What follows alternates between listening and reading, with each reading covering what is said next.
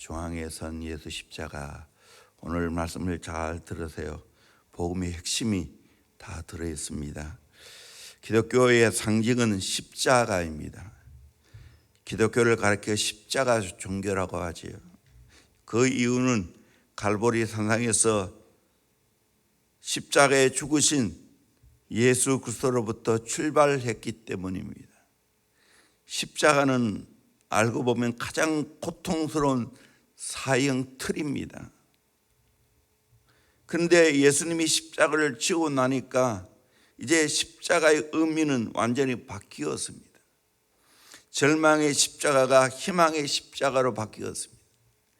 죽음의 십자가가 생명의 십자가로 바뀌었습니다. 멸망의 십자가가 구원의 십자가로 바뀌었습니다. 수치의 십자가가 자랑스러운 십자가로 바뀌었습니다. 그래서 십자가를 달고 다니지 않습니까? 병원의 마크가 십자가 아닙니까? 구호 마크가 십자가 아닙니까?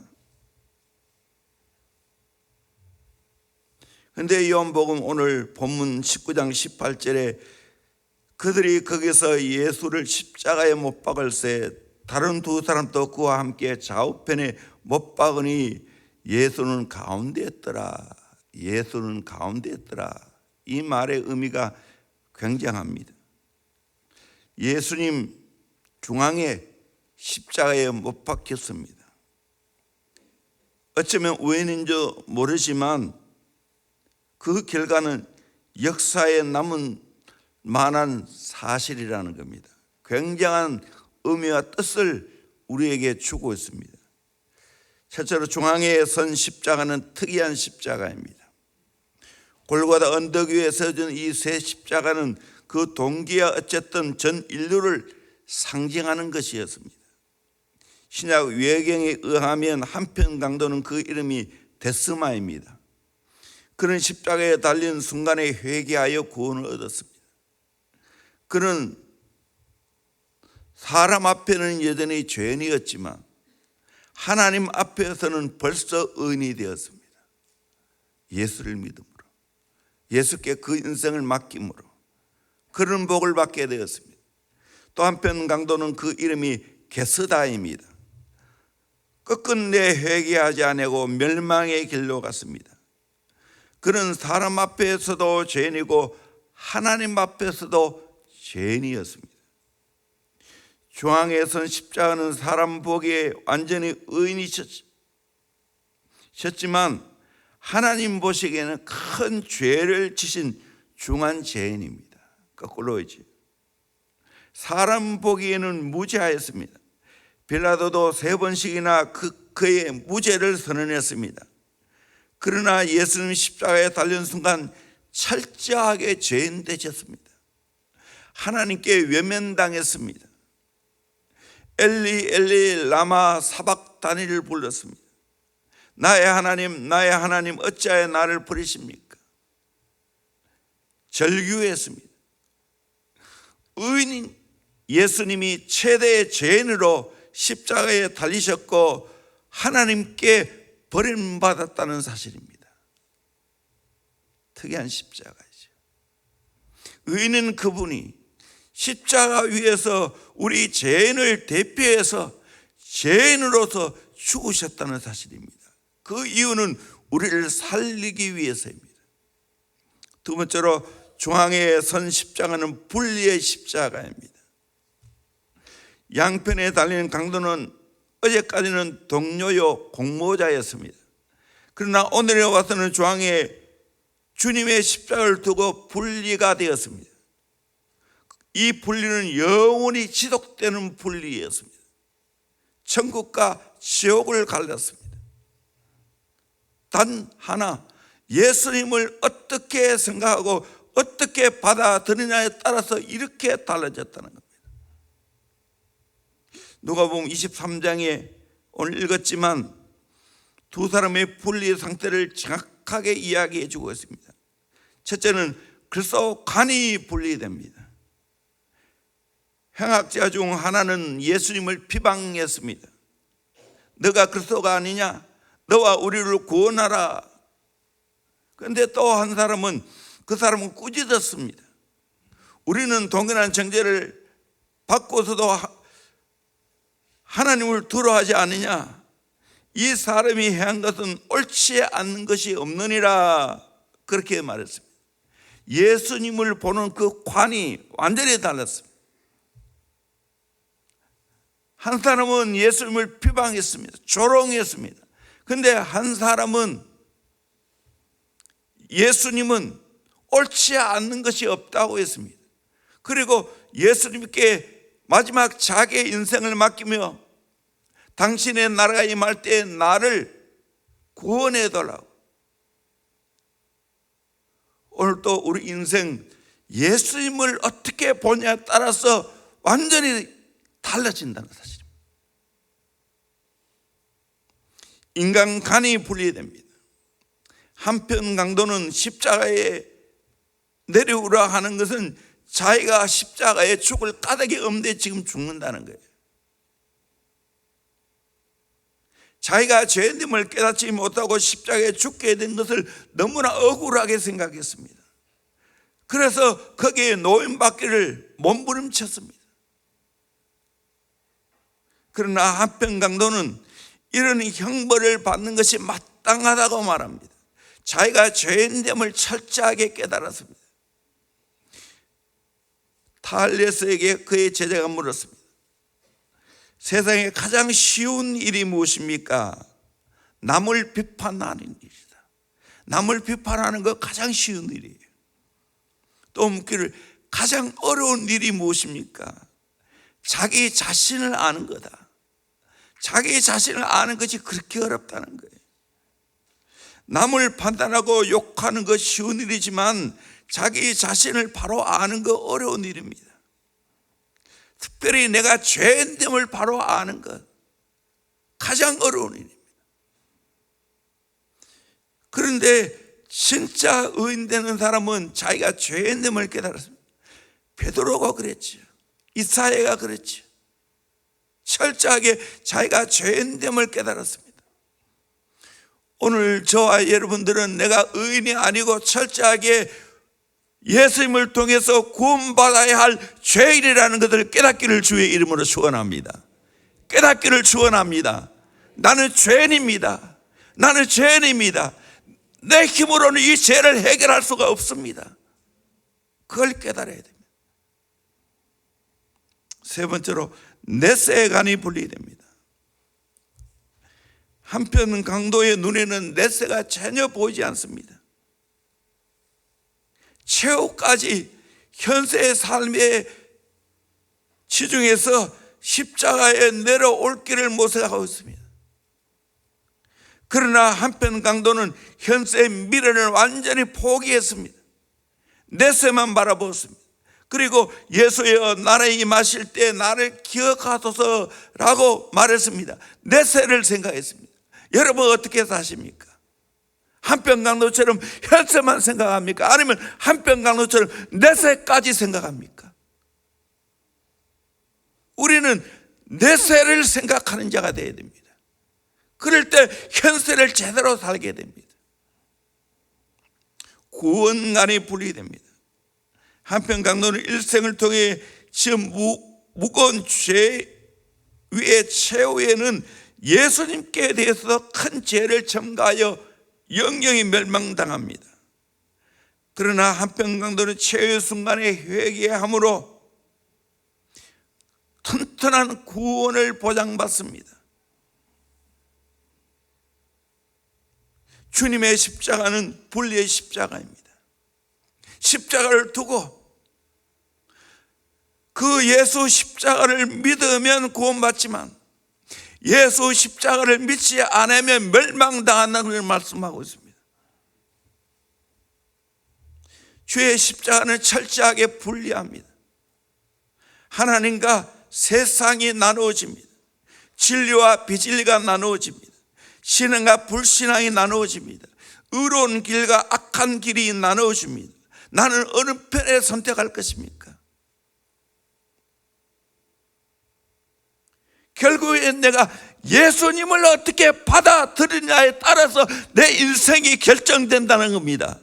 예수를 받아들일 때 의인이 되는 겁니다. 예수 받아들일 때 진리의 길을 가는 겁니다. 예수 받아들일 때 인생을 바로 살 수 있다는 사실입니다. 여러분, 예수님 어떻게 생각하고 사십니까? 내가 잘하는 게 문제 아니라는 게, 예수님을 어떻게 생각하고 예수님을 어떻게 믿느냐가 중요하다는 것입니다. 내 어떤 것에 결정되는 게 아니에요. 우리는 예수님을 제대로 믿음으로 결정된다는 것, 이걸 깨달으셔야 돼요. 내 구원이 결정되고 내 미래, 내 세가 결정되어집니다.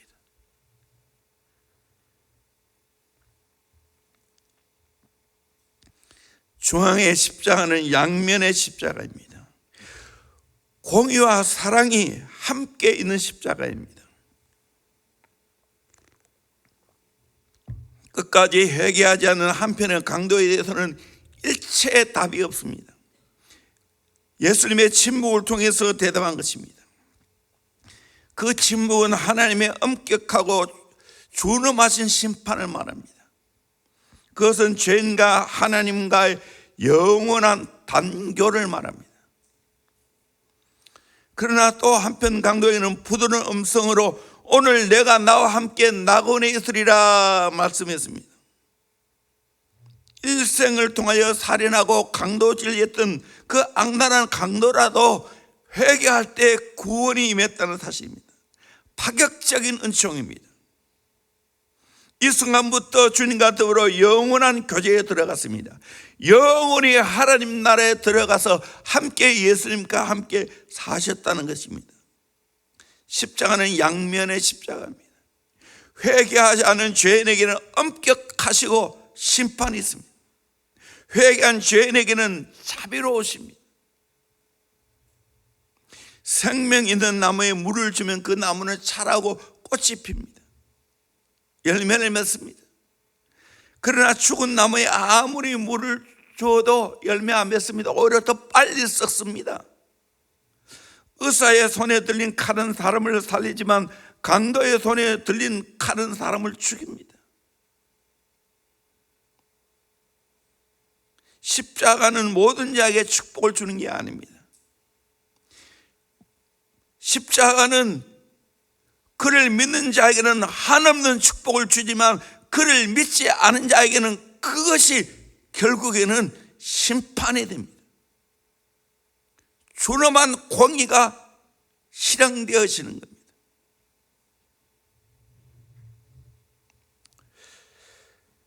십자가는 공의와 사랑이 공존된다는 사실입니다. 로구리 양이라는 나라에 왕의 눈을 뽑은 이야기가 있습니다. 로구리 양 나라의 풍기가 문란했습니다. 성적으로 문란했습니다. 왕은 칙령을 내려 가늠한 자는 누구든지 용서함이 없이 눈을 뽑는다라고 말했습니다. 이 영이 내린 후 처음으로 간음죄를 범한 사람이 안타깝게도 왕의 아들이었습니다. 그는 끌려 나와 왕 앞에 섰습니다. 신하가 왕이여 칙령대로 하리까 왕은 딜레마에 빠졌습니다. 그를 용서한다는 것은 왕으로 공의가 허락되지 않는 겁니다. 법대로 두 눈을 뽑는다는 것은 아버지의 사랑이 허락되지 않습니다. 사랑은 왕의 공의를 능가하지 못합니다. 그래서 왕은 눈을 뽑으라 하고 명령 내렸습니다. 칼로 아들의 눈을 뽑았습니다. 한 눈을 뽑았는데 그 다음 눈을 뽑으라, 그만! 이제는 그 칼로 내 한 눈을 뽑아라. 그래서 왕의 한 눈을 뽑았습니다. 공의도 만족되어졌고 사랑도 만족되어졌습니다. 그래서 로구리 양의 모든 국민은 감격하고 두려워하며 그 후부터는 일체 간음죄가 없었다는 이야기가 있습니다. 로구리 양 왕은 왕으로서의 공의와 아버지로서의 사랑을 다 보여주었습니다. 십자가는 이와 같습니다. 하나님의 공의와 하나님의 사랑이 다 십자가 안에 공존되어 있습니다. 예수 십자가를 믿으면 구원받지만 믿지 않으면 심판을 받는다는 겁니다.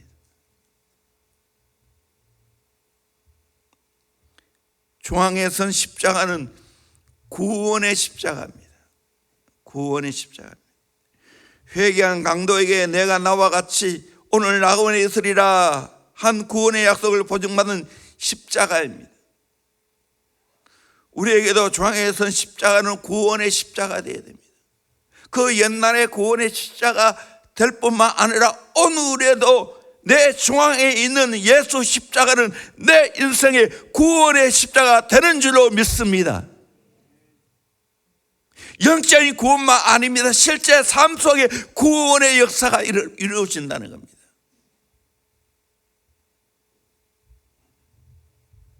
예수님께서 십자가에 못 박혔을 때 지나가는 사람들이 머리를 흔들며 하는 말이 있습니다. 제가 남은 구원하였으되 자기는 구원하지 못하는도다. 이 말은 비꼬는 말이고 한탄의 말입니다. 그런데 이 말에는 신비한 예언적인 숨은 뜻이 있습니다. 주님은 모든 권력을 다른 사람을 위해서는 마음껏 사용했습니다. 줄인 자를 먹이시고 병든 자를 고치시고 슬픈 자를 위로하시고 죽은 자를 살리셨습니다. 그러나 자신을 위해서는 아무 권능도 사용하지 않았습니다. 구세주의 참된 모습입니다. 예수님께서 십자가에 달린 후에 양편에 섰던 강도는 다리를 잘라 빨리 죽게 만들었습니다. 그런데 예수님은 이미 죽었기에 다리를 꺾지 않았습니다. 그래서 정말 죽었는가 싶어서 로마 병정이 창으로 옆구리를 찔렀습니다. 그랬더니 예수님 옆구리에 창을 찌르니 물과 피가 쏟아져 나왔습니다. 마지막 남은 물과 피까지 다 쏟아주셨습니다. 그런데 여기에 로마에 이런 전들이 남아있습니다. 그때 예수님의 옆구리를 찔렀던 군인은 외눈 병사라는 겁니다. 그런데 그 옆구리를 찔자 물과 피가 얼굴을 덮쳐버렸습니다. 남아있던 한 개의 눈 속에 물이 들어갔습니다. 그때 그런 생각했습니다. 내가 이제 진짜 마지막 남은 한눈마저 눈이 멀게 되었구나. 내가 예수님을 찔렀으니 절망을 느꼈습니다. 그런데 그 순간 조심스럽게 눈을 떠보았습니다. 기적이 일어났습니다. 두 눈 다 먼 소경이 아니라 까마있는 눈마저 떠졌습니다. 두 눈이 다 떠졌습니다. 그때 그는 창자를 내어 던지며 그를 찔러 저주했는데 그의 몸에 난 물과 피가 나를 축복했다. 내 눈을 뜨게 되었다. 그래서 예수님을 믿었다는 이야기가 있습니다. 십자가의 능력입니다. 이거는 뭐 전설이니까. 그러나 오늘날 실제적으로 내가 예수 십자가를 믿으면 내 인생의 절망스럽고 내 인생의 고통스러운 모든 문제가 해결될 줄로 믿습니다. 구원의 역사가 일어나게 될 줄로 믿습니다. 이게 십자가의 능력일 줄로 믿습니다. 이걸 믿어야 됩니다.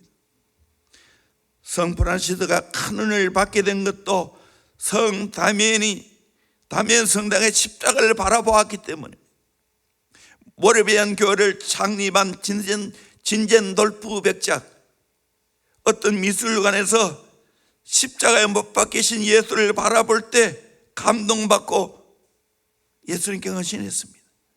그때 부흥을 일으켰습니다. 그래서 모르비안 교도 10명이면 선교사를 1명 보냈습니다. 기독교를 공인한 콘스탄티누스 대제, 그의 대적자 막센티우스와 로마 교회에 있는 밀비오 다리 근처에서 일전이 일어났을 때 그 전날 밤 한상 가운데 큰 십자가가 하늘에 나타난 것과 그 깃발 아래 승리를 거두리라는 글씨를 보았습니다. 십자가 길을 만들고 나가 싸워 승전했습니다. 나중에 기독교를 국교로 선포했습니다. 오늘도 마찬가지입니다. 우리는 예수 십자가를 바라보면 내 인생에 진짜 완벽한 구원의 역사가 이루어지게 될 줄로 믿습니다. 우리가 운전하는 걸 보면 운전석이 나라마다 다르죠. 어느 나라는 왼쪽에 있고 어느 나라는 오른쪽에 있습니다. 우리나라는 왼쪽에 있죠. 일본, 영국, 또 유럽의 여러 나라다 오른쪽에 있습니다. 미국 왼쪽에 있죠. 그런데 똑같은 것은 길이 다르다는 거예요. 항상 중앙선을 중심으로 해서 운전석이 있습니다. 중앙선 옆에 운전석이 있습니다. 우리 인생의 길을 갈 때 예수님은 우리의 중앙이 됩니다. 중앙선을 따라가면 무사합니다. 오늘 우리 인생 가운데 내 중앙에, 내 중심에 예수님 모시고 살아가는 겁니다. 중앙에 선 십자가 예수 바라보고 살아가야 됩니다. 고린도서 1장 18절에 십자가의 도가 멸망하는 자들에게는 미련하는 것이요 구원을 받는 우리에게는 하나님의 능력이라 말씀하고 있습니다. 히브리서 12장 2절 믿음의 주여 또 온전하게 하시는 이인 예수를 바라보자. 그는 그 앞에는 기쁨을 위하여 십자가를 참으다 부끄러움을 계시 아니하시더니 하나님 보좌 우편에 앉으셨느니라. 구속 사역을 완성하시고 하늘 보좌 우편에 앉으신 그분을 바라봐야 된다는 거예요. 그분이 나를 온전하게 하신다는 거예요. 그분이 우리에게 구원의 능력이 되신다는 거예요. 여러분, 고난 주간만 예수 십자가를 바라보는 거 아니에요. 일평생 예수 십자가를 바라봐야 돼요. 내 인생의 걸음의 중앙에 계신 분이 예수님이십니다. 그 예수 십자가를 바라보고 살아가야 됩니다. 그러면 승리하게 될 줄로 믿습니다. 인생의 모든 문제가 해결될 줄로 믿습니다. 영원한 구원을 받고 하나님 나라에 입성하게 될 줄로 믿습니다. 그러기에 우리 인생의 내 중심에는 예수 십자가가 있어야 됩니다. 내 인생의 길 중앙에는 예수 십자가가 있어야 됩니다. 이 십자가가 우리 인생의 구원의 능력입니다.